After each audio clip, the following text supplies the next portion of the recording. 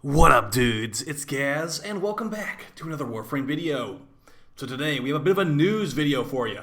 They've announced the Nex Prime Unvaulting, and we'll go over what that's going to be, what that means for you, and how the Prime Access, Unvaulting looks in the grand scheme of things. Before we get into it, make sure you're sub and all that YouTube stuff. Alright, so what is going to be the Prime Unvaulting? If you don't know what Prime Unvaulting is, basically things that are not currently farmable in-game become farmable for a couple extra months. We've currently got Zephyr Prime and Chroma Prime returned, unvaulted out of the vault, and you can farm them. They also come with the Rubico Prime, the Cronin Prime, and a couple other weapons. So starting on August 10th, that is, it's going to be 4 days from the posting of this video, Nex Prime and Rhino Prime are coming back. Now, Nex Prime, unfortunately, this is not as exciting as it probably should be, because they actually added Nex Prime's relics to the Voidstorm missions as a special drop. You can actually... She isn't currently actually vaulted, hilariously. You can actually farm her in the game. I think you can farm the Sindo Prime as well. I'm not sure about that. So basically the reason that this is coming back, at least Nex... Rhino's not currently farmable in game, but the reason that Nex is coming back is so you can buy Prime accessories. They even said that on stream. The reason this is coming back is so you can buy this. If you buy the Nex Prime accessories bundle, you don't get the frame, but you get this armor set, which I think it's called I don't know what it's called. It's something with a T, like the Tetron armor set. Let's go with that. And you also get this Sugatra, because DE is very generous giving us Sugatras for our $20 purchase. So, it looks nice. The chest piece on this armor set looks really nice, whatever it's called. So yeah, that's what you can technically get with Nex. Even though she is currently farmable in game, kind of sad, but that's how it is. Nex is an overall okay frame. Could use a couple ability tweaks, I'd say. Her versatility is pretty underwhelming. And if you get her, she also comes with a Sindo Prime. Now, I've been meaning to make a video on the Sindo Prime for quite a while, so this is a perfect time to finally do it. The Sindo Prime is a slash-focused heavy weapon. It's an axe, but it's actually a heavy blade as far as the game's concerned. And heavy blades are honestly not really meta melees right now because their stances don't have force procs, but they usually have very high base damage, meaning that the Sindo Prime actually is a pretty powerful melee weapon in the grand scheme of things. So yeah, I'd recommend, farming out the Sindo Prime if you don't have it already. It's definitely not as good as the Grand Prime, but the nice thing about the Sindo Prime is it's got high Riven stats. Unlike the Grand Prime, which has bottom tier Riven stats, the Sindo Prime, I think it's how many dots does this thing got? Let's just take a quick peek at it.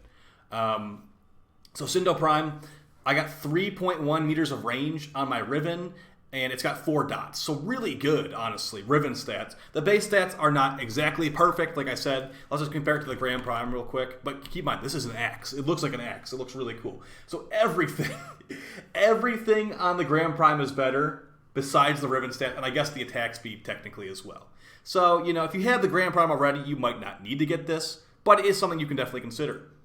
All right, moving on to Rhino Prime. Oh, also Nex comes with the Haku Prime, which are throwing stars. Throwing stars are the opposite of the meta right now. I wouldn't really worry too much about these. I mean, they also have high Riven stats technically, but look at these base stats.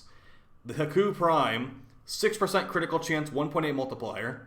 That's laughable, honestly. 28% status chance with mostly puncture weighting. You know what, honestly, DE? You could probably do a puncture damage rework, or a puncture proc rework, and that will make this and the weapon that Rhino comes with a lot more enticing. This is only MR4 required, so you can't really expect too much out of it. But then again, the Atomos is MR5 required, and that thing is actually really good. Might make an Atomos revisited video next week. Alright, so that is Nex Prime access. Could be better, could have been worse, of course. Let's go over the Rhino Prime access. Now, Rhino Prime, he comes out the same day as Nex does. This will also be at 2 p.m. on the 10th on all platforms at the same time. If you want to farm the relics, they usually come from the Void. So what I'm doing right here, speedrunning the capture mission with Wukong or whoever, easy way to get some relics. This is the Rhino Prime accessories. Now this one's actually kind of funny because it comes with a Cyandana, as you can see in here. Not the best looking, but it's subjective, of course. This also comes with Prime extractors. Something I've literally never used an extractor. This is a Prime version of it. If you know what an extractor is, you have better game knowledge than I do in this specific instance, because I don't even use these. I think it's resource drones. That's what it is. So you can set up the resource drones, I guess, to harvest resources.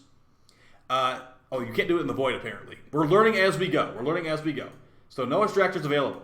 You get a prime version of this resource drone that will basically go to the planet and drain resources to give to you. The prime version apparently takes less damage because they can apparently be destroyed. So if these are pretty bad accessories, to be honest, on Rhino. You're basically buying a Cyandana. So it's up to you, of course. Rhino's access is going to come with the Boltor Prime and the Ankyros Prime.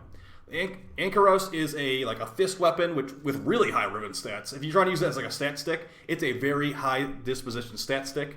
They look kind of stupid, but it's honestly up to personal preference. He also comes with the Boltor Prime. This was the honestly, the Boltor Prime was the meta gun, like, I don't know how many years ago, years and years ago. But, you know, here it is in 2021, a puncture-focused primary weapon that really doesn't hold up that well. We've got, you know, pretty high stash chance at 34, but it's only got puncture and impact with no slash to speak of. You've also got 12% crit chance and 2x multiplier.